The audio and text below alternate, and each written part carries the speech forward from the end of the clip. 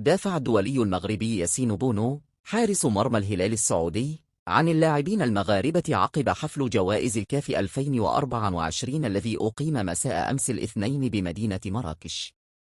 وفي خطوة لافتة، نشر حارس مرمى أسود الأطلس صور 4 نجوم مغاربة عبر خاصية الستوري على منصة انستغرام، وذلك بعد ساعات من تتويج النيجيري أديمولا لوكمان مهاجم أتالانتا بجائزة الكرة الذهبية الإفريقية لهذه السنة.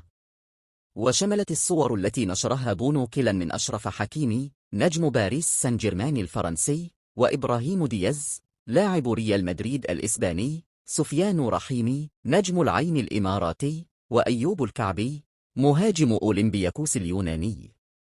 وأشار بونو من خلال هذه الخطوة إلى 4 أسماء مغربية بارزة كانت تستحق التتويج بالكرة الذهبية الإفريقية لعام 2004.